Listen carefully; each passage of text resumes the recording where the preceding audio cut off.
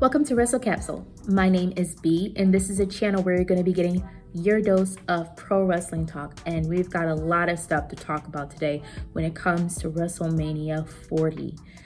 Before I get into what I thought about these matches on night 1 and night 2, I just want to say I feel like I can speak for everyone when I say night 2 was exponentially better than night 1. Even if you take out the Roman Reigns versus Cody Rhodes match, like even if you take that out from night 2 would still be better than night 1. Finding out, and the commentary made it their priority to inform us that repeatedly that Becky Lynch was fighting a fever. She had a fever and she was sick all week. And she had strep throat, 102-degree fever? Like, my goodness. And she out here wrestling for a championship, the Women's World Championship against the Eradicator, Rhea freaking bloody tipping Ripley, okay? And for that, man, I'm telling you, you would not be me. It would not be me. That's dope. It is, and it's probably another reason why they put that match first, just to get it out of the way because of how sick Becky Lynch was feeling. So I do want to say, for someone who was that sick and still put on a show and tried her best, dope. But aside from that, the match itself, I was expecting it to be a little bit better than what it was. I wanted to give Becky Lynch the benefit of the doubt that, it's because she's sick, she wasn't feeling well, and she was trying her best.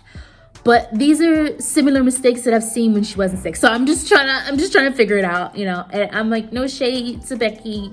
One thing I will say is Rhea Ripley dominated. She carried that match. I mean, shoot, she had to. And I just want to ask if we could have a do-over.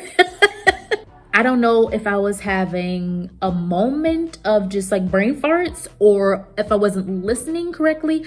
I did not realize that this match was going to be for the Smackdown Tag Team Championships and the Raw Tag Team Championships. I just thought it was just going to be the Undisputed together. So you grab the 4, you got it. It's done. But when they were explaining, I'm just like, whoa. And then you see the 2 sets of separate tag team belts on different ropes. I'm just like, so we doing this? I was not caring about this match. I just didn't. Only thing I really cared about was Awesome Truth, because for some reason, R-Truth and the Miz together are just so freaking entertaining. I was saying, with my prediction, I was like, yeah, they wouldn't give it to Grayson Waller and Austin Theory. What? They wouldn't dare do that. We need these two to get mad at each other. We need something to piss them off and take them over, and then they can have a feud together. Because they've been teasing that for a little bit now, since Australia, Perth, Australia, for the Elimination Chamber. But no, they won the Smackdown Tag Team Championships. I was not seeing that. Awesome Truth, I saw that coming. This was a match that I was on the fence about. But I knew that this match was going to be dope. Come on. Ray and Andrade? We were going to get Ray and Dragon Lee, but no, we got Andrade and Ray together? But what I was not expecting was Philadelphia Eagle players to get involved. So that match itself, it was so good. And it was great to see Andrade have a WrestleMania moment like that. But it felt a little bit overbooked towards the end of the match, where you got, more of the LWO crew out there. You got the Legado del Fantasma crew out there. Plus, you got Jason Kelsey, who's the other guy, Lane Johnson out there. It was just a lot. And it wasn't for a championship. That was, the easiest way to get a pop from Philly. This brother versus brother match was so disappointing. Of all the matches on the match card that disappointed me the most, Jey Uso versus Jimmy Uso would be number 1. I was expecting so much more from these two.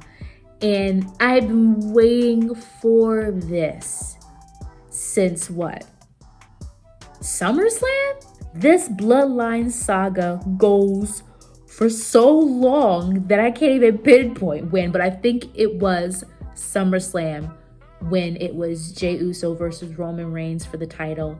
And as Jey was pinning Roman for the 1, 2, 3, Jimmy pulls him out of the ring. So we all been waiting. Well, us fans who love this whole bloodline thing, we've been waiting for this moment to eventually happen where these two will fight. And we could, like I've said this 1,000th times on this channel, Royal Rumble was just the tease, okay? And WrestleMania was supposed to be the big deal, and it was not.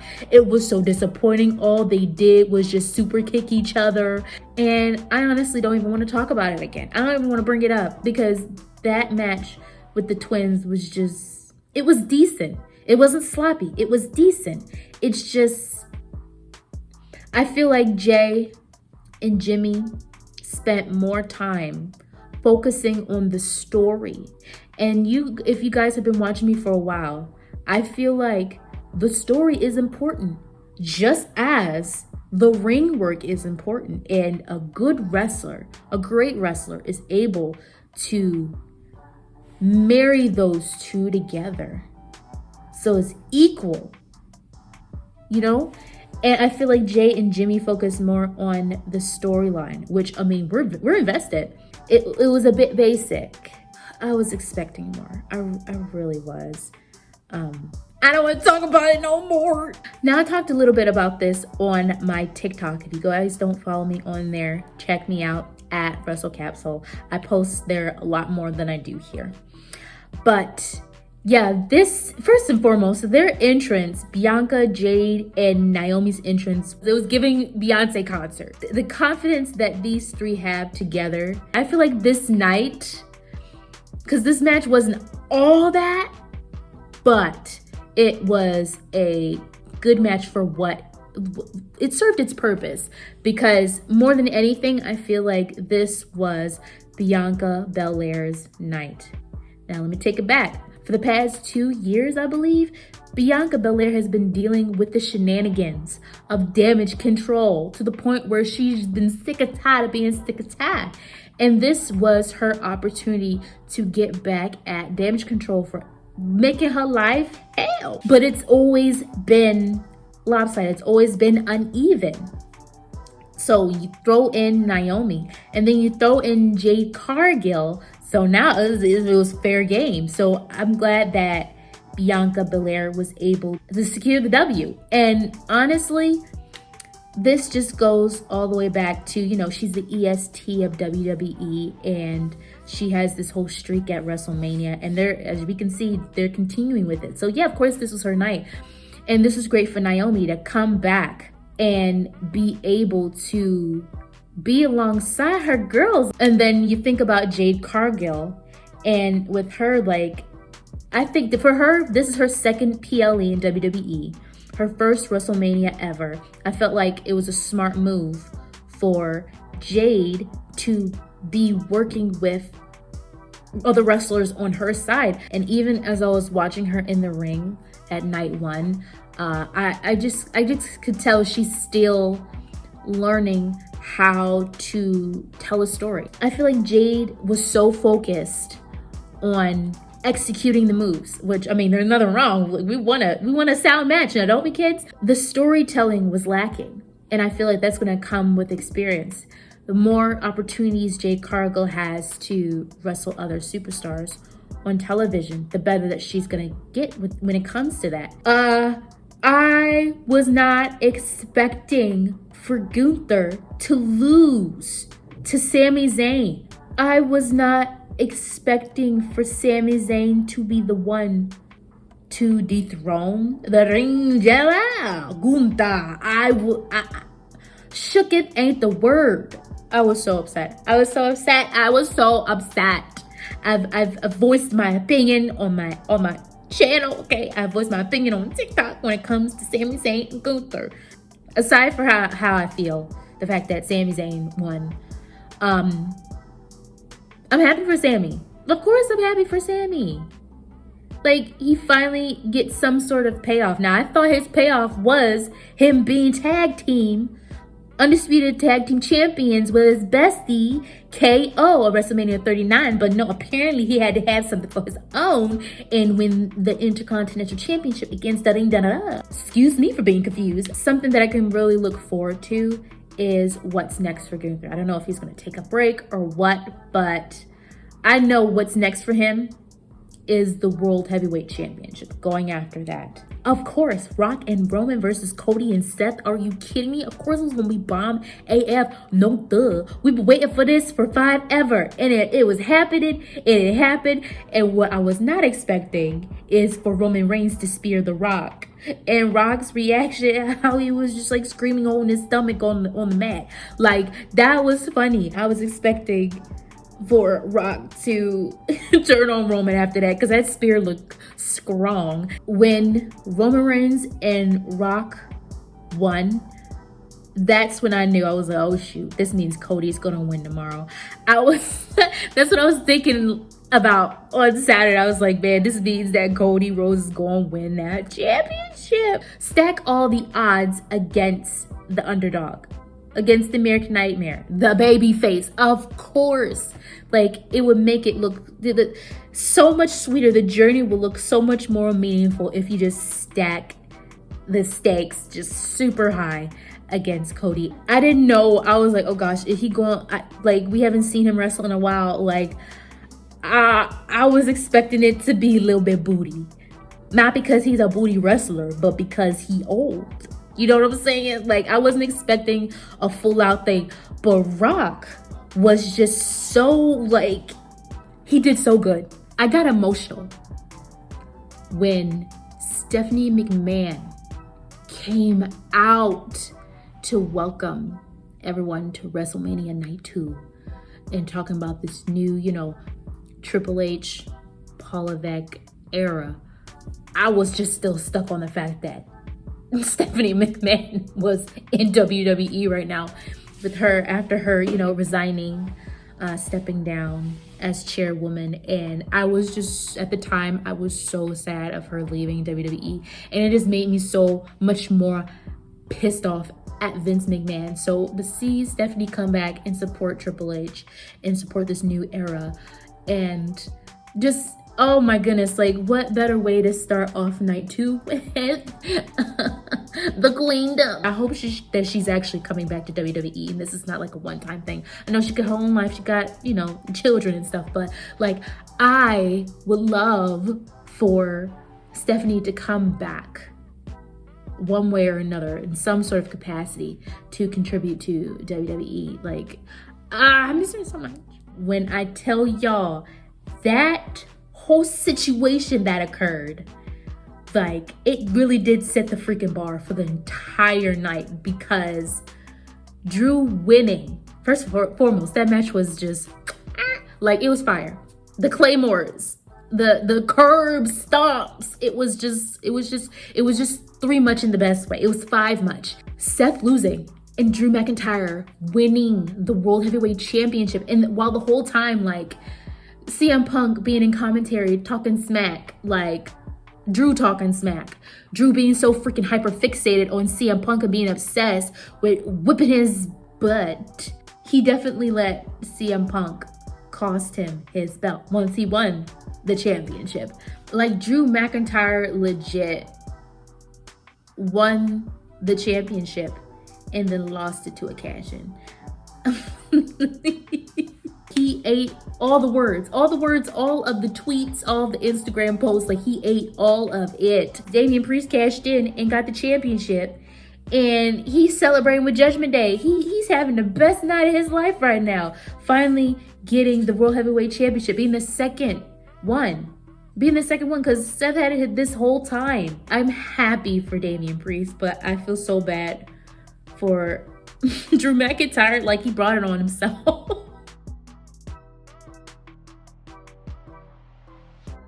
But what I look forward to now more than ever is the story of CM Punk and Drew McIntyre. CM Punk was kicking the shiznit out of Drew McIntyre outside of the ring. So we know it's about to go down. He done took off his brace. CM Punk done took off his arm brace.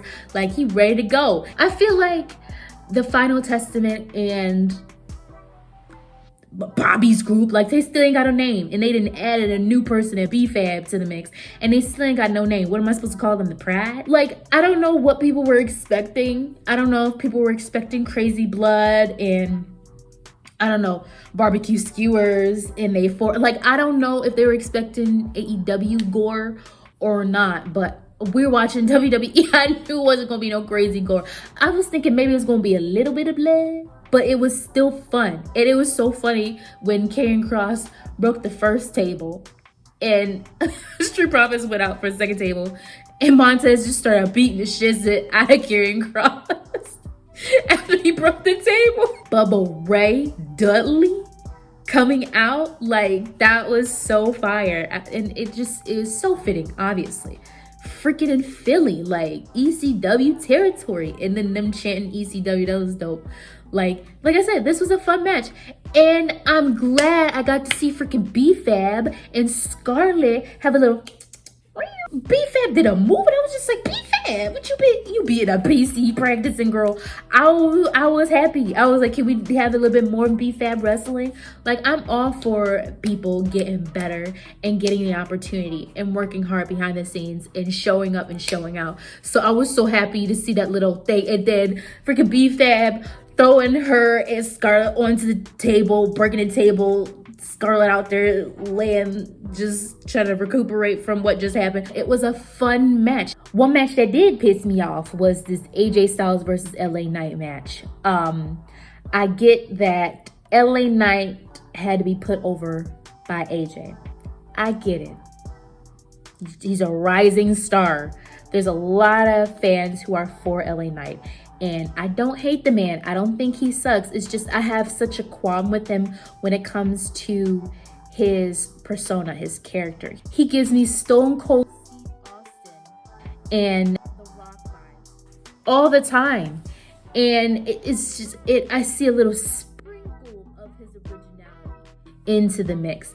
But I mainly see Stone Cold and Rock. And it's crazy because months ago, like last year, I was so for LA Knight because I was expecting him to evolve. I was expecting him to do something else with his character. I want to see LA Knight do more than that because all I see is who I see. I don't see him in, like, now that hasn't changed. LA Knight can do so much more with his character, and I feel like he can come up with different sayings that aren't resembling other superstars' sayings.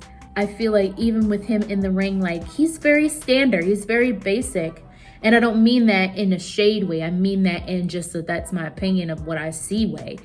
I would be interested to see him do a little bit more in the ring, but like, he's just sound, he's basic. For Styles to lose against Knight, I know this match, they were trying to build it up, but I just wasn't feeling it. Bro, the fact that this mofo Logan Paul retained the United States Championship has me cackling. How did this man retain? Oh yeah, because he had freaking people in prime bottles help him out, and he got freaking brass knuckles. I cannot believe this mofo retained against Kevin Owens and Randy Orton.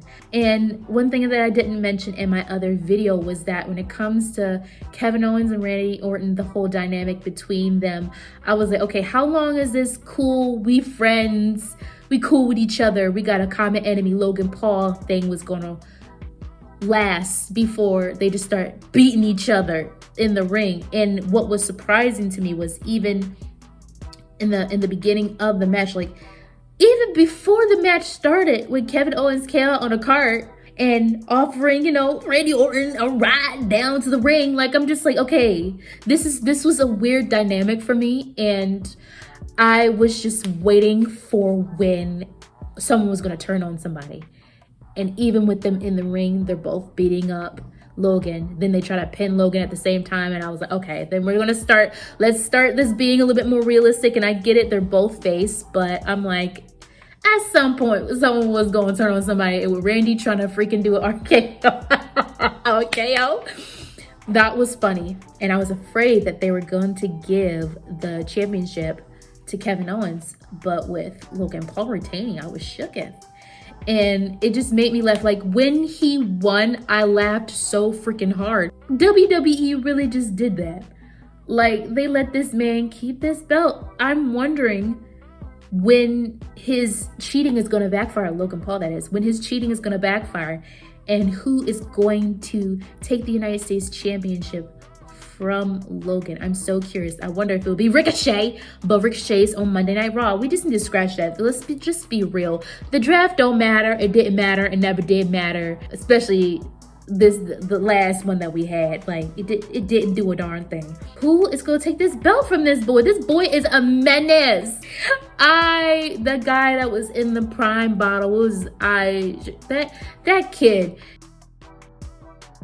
made me laugh so freaking hard. Like, he flew across.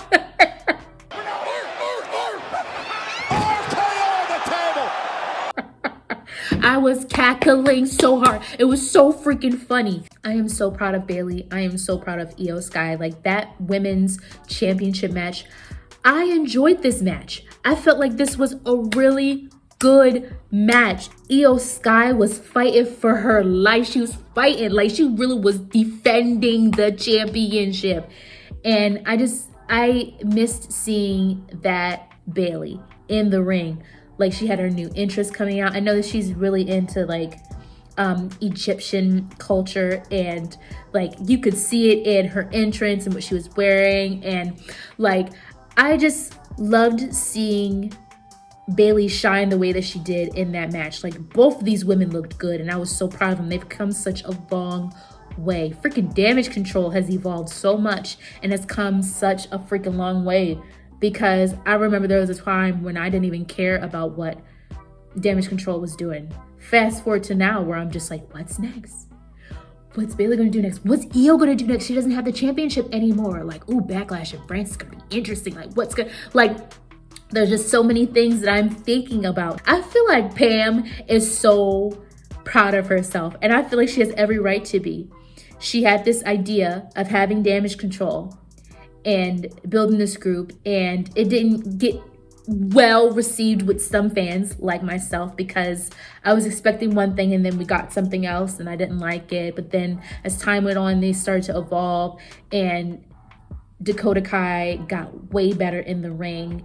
Io Sky started coming out of her shell. So fast forward to all that, for Damage Control to be such a hot stable right now, all women, and adding wrestlers like Kairi Singh and Asuka to the mix, like, it really did change Damage Control and make them a hot group. And on top of that, she got to have a WrestleMania moment with Io for the championship.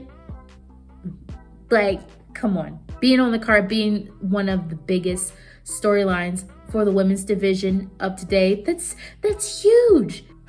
I almost cried, y'all. I almost cried when Cody Rhodes won.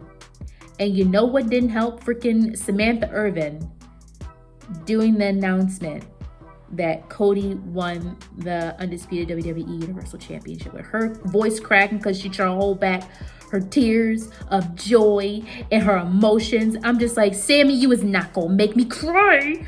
But I was pulling it back, and it's crazy because I wanted Roman to win. Like, for those of you who've been watching my channel for a while, you already know my stance on it. I don't need to say it again and again and again. I could not help but to be so happy for Cody. Like, I wanted Cody to wait a little bit longer and then get the championship, but to see everyone behind him, like, even before he won, to see people like Jay to come out, Seth freaking Rollins to come out, John Cena to come out, Undertaker, like, what? To come out to his aid and to have his back. Like, Man, it took a village. I was talking about this on TikTok. It took a village, man. Like, Cody was the one who put in the work, but with the bloodline rules, like anything goes. Of course, you know, Soul's gonna come out, Jim is gonna come out, Rock, all that. Like, we knew that jump was gonna happen, but to see Cody persevere through that and for his crew to have his back, like, it was a beautiful moment. And to see his family there and for him to get emotional, it was beautiful, and I can't deny that. And I know all the Cody fans are just doing somersaults right now in happiness. And I know that all the Bloodline exclusive fans are kicking the walls and pissed off all the way, which is fine. That's just wrestling. You know what I'm saying? The storytelling was matching with the ring work. Like, Roman was doing some of his best work. Cody, like, the story that these two tell, they have had a lot of matches together and they have chemistry. Like, it's undeniable with these two in the ring. And with that, the story that they were telling, it was just like bringing everything together. To end WrestleMania on this high note, it was very, very compelling. Even with me being happy for Cody, I still wish it would have went a different way. So guys, let me know what you thought about night 1 and night 2. Give me your honest opinions. Don't forget to like, comment, and subscribe for more episodes.